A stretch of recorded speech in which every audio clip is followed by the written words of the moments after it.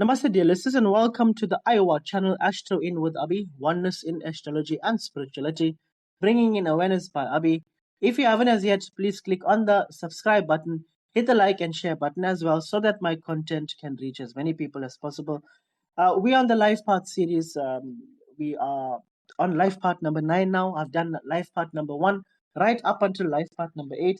You can catch my previous podcast. Today, we are going to be discussing Life Path number 9, the characteristics of such an individual. Now, astrology, numerology, immunology, they all go back. It's all the same thing, but everything goes back into astrology like cheese to milk. So when I do describe a life path number 9, it's best for me to explain the astrological influences in this as well, because ninth house is all about higher wisdom. It's all about the Jupiter in the person. It's all about the travel, the exploration, the many lives such a person has lived on. And life path number 9 symbolizes forgiveness, unconditional love, beauty, service, letting go, and transformation. Now, this is in numerology, but in astrology, ninth house aspects the third house. So this is also regarding academic short distance travel, ninth house long distance travel, higher education. So let's put it like this here: the more wise you are, the more forgiving you'll be, the more unconditional love you'll have, the more beauty, the more service you'll give, the more you'll be letting go, because letting go is a consequence of wisdom. Now, 9 is the last number of the cycle. So, if you know of any life path number 9, or if you are one, then here's the characteristics of you and that person or the person. So, the number of endings is the 9. It has the most experience and mixed energies of all numbers. So, those who carry this number have energy they are unaware of. They can often be recognized as they are unusual but special in some way. They can feel as if they are very old souls who have come to finish what they have started.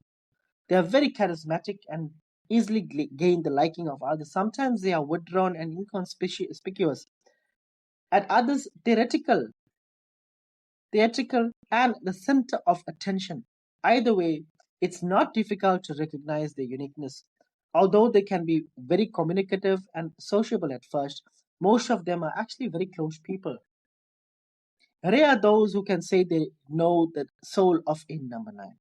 In conversations, they can talk about superficial things for a very long time, but rarely will they truly open up. These people don't open up to anyone, most of them. That's why number 9 needs someone who will be able to reach them and help them to open up. By nature, they're very good souls who want to help everybody. They will try to find time for others, to listen to them and help them as much as they can. On the other hand, they will rarely ask for help, even when they're in dire need of it. They're often not prepared to talk about themselves, so it's hard to help them. Number 9 is incisive and know what's best for others. They say they say what this is even when others don't want to hear it. Mostly they're right. What they say turns out to be true anyways. However, their ideas are somewhat too unrealistic and difficult to implement, even unfeasible in practice. They can irritate many with their attitudes, which they will defend fiercely. Number 9 is a know it all. They comment on everything, often unnecessarily. They can be temperamental and explosive. They don't allow affection or beating around the bush. Now, the number 9s will state openly what they think. In return, they ask the same from others, the truth. The energy of number 9 is great, and they need to learn how to handle it. This energy gives determination, stubbornness, persistence when it comes to pursuing their goals. They are strong willed because of this. They are very restless people, constantly on the move, always busied with something. Resting is not a possibility for them, or is very unimaginable for them. They are able to go on until they reach the goal. They don't spare themselves, which can sometimes lead to very bad endings. They don't like change and find it very difficult to change. This isn't surprising, as one of the life lessons is to learn to cope with change.